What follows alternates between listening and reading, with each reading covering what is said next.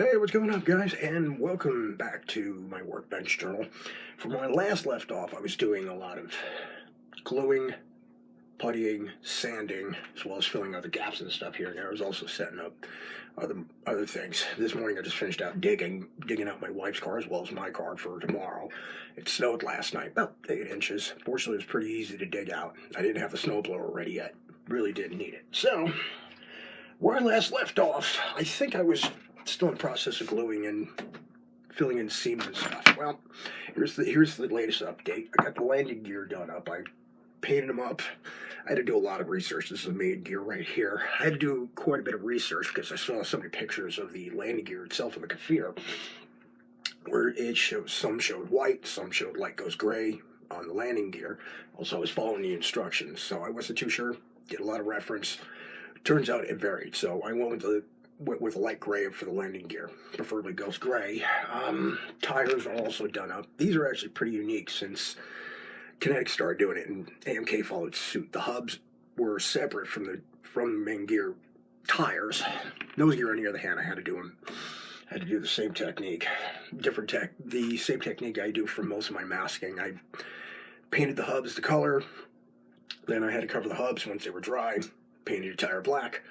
Done. The other ones, the main gear on the other hand, I was able to spray them separate.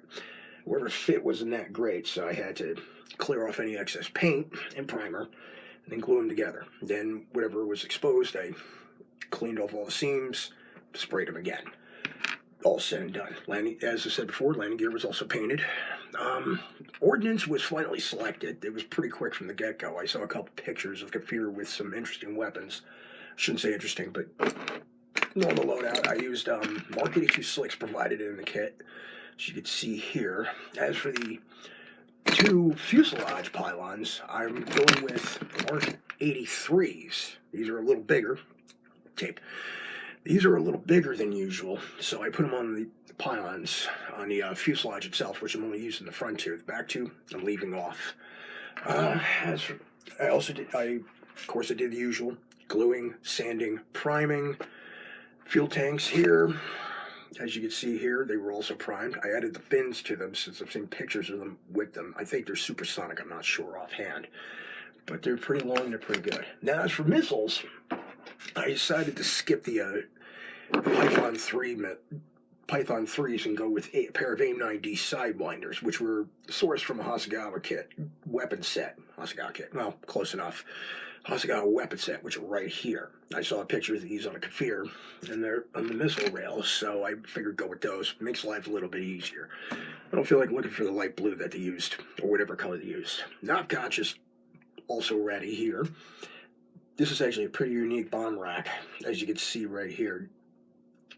The reason why they do this is so you could clear the main gear doors and whatnot, but you still carry 6 bombs, so it makes life a lot easier. It was pretty simple. Now, as for the airframe itself, as you can tell, this is primed and ready to go. I just primed it this morning. I mentioned about using a primer earlier. This is a dark gray primer that I use. It's mostly Krylon's Painter's Touch, which is right here. I get from Home Depot. You can also find it at Lowe's and a couple other places at Silverstone. This is similar to the old Krylon primer. So, but it's not as, how can I put it, rough. So I actually applied it pretty decent, and I applied it over the fuselage. Now, there's reasons why I use primer. One, in this case, it's a neutral base, so there won't be any odd color to it. And second, even though the putty was also gray, it was a lighter shade, and I was worried it might show up on the paint job. And so this is why I did what I did. So this way it's uniform, checks for any blemishes, any other problems. Also got the rest of the tab here on the starboard side wing, 2 separate pieces. Now, before I did prime, though, I also glued on the canopy here. Did this in future. I'll show you over here.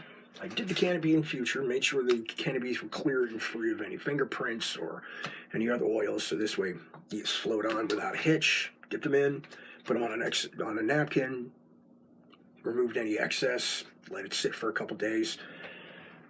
Because if you try to tape or anything to it, you might run the risk of removing the finish on it. it also makes the can appear more clear.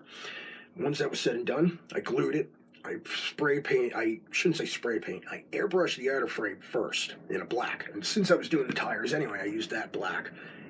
Let that sit for a day, let everything fully cure and dry, and then I did the priming.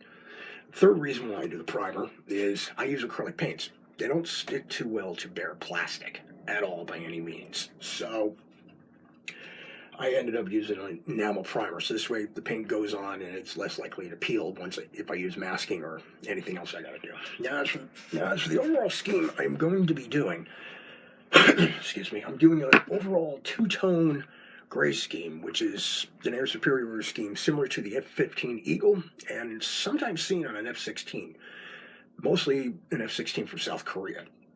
I'm using dark and light ghost gray, which federal standards accordingly are FS 36320 and 36375. They're pretty easy to find. You can get them in testers, you can get them in Gonzango, or you can mix them to match colors if you want.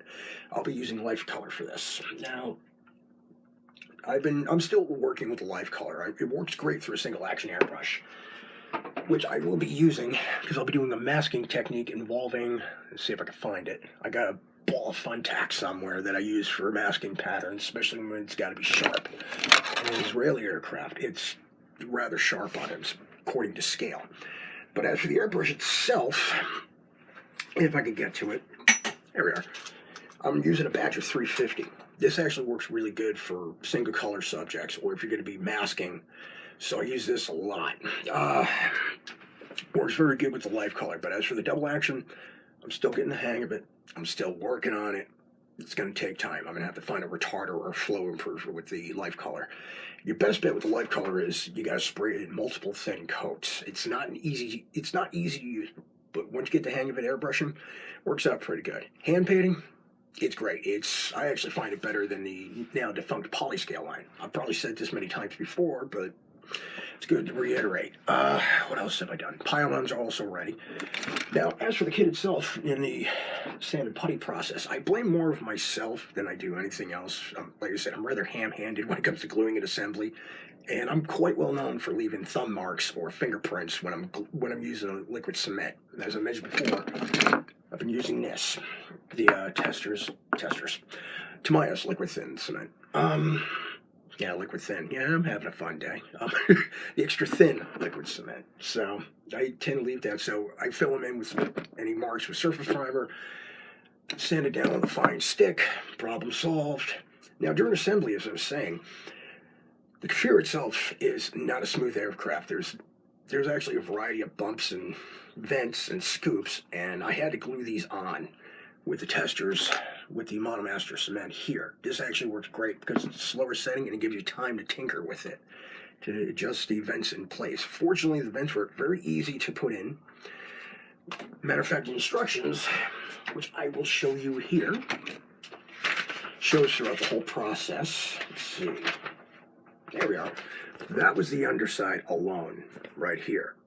Now, top side, there wasn't as many vents, maybe like 4 at the most. If you could see it up here. I think I got it. Yeah, at the bottom page here, 4 at the most.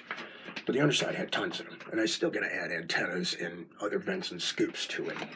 But I probably won't be doing that until final assembly. So I'm going to give this a day to dry. Then once I'm ready to start painting, I will.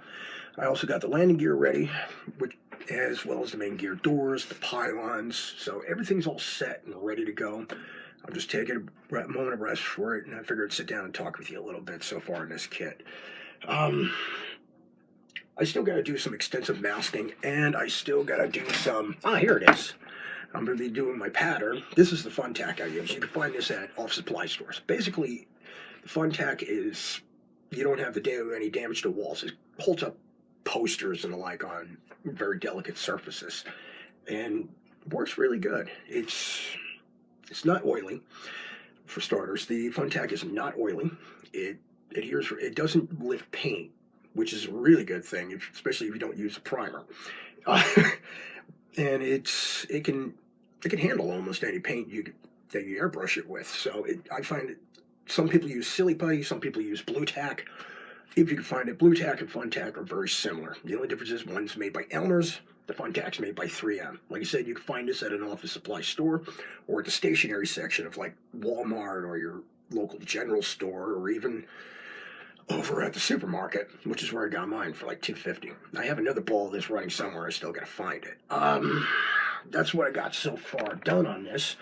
Oh, reminds me, the seat that was provided with the AMK kit really wasn't that great, so I stole it off from the. I stole a separate seat, Mark 6 seat from the Connecticut, which looked a lot better than the other one. So I glued that in here. Looked some pictures up, made sure I followed everything accordingly.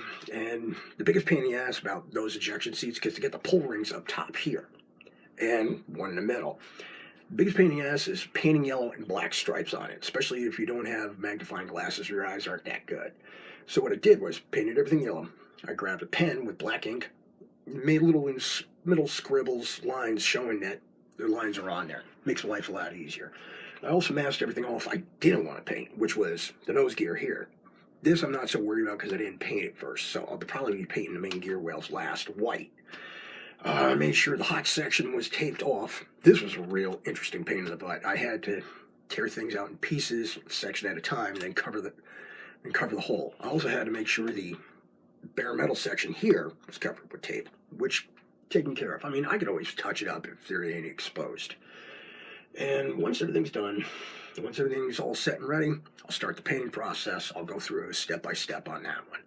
Otherwise, not much has been made forward on the front. Like I said, I still get to add the antennas. Won't be doing that until after assembly. A word or two about primer. And I've probably mentioned it before, but when you use a primer, don't flood it on, because there's a good reason for it. It might crack. The pigment itself might end up cracking on the styrene, might react adversely to the plastic on it, and that's what you don't want to do. You can dust it on. One coat, 1-2 at the most that you need, but you don't need to do a whole bunch. Just dust.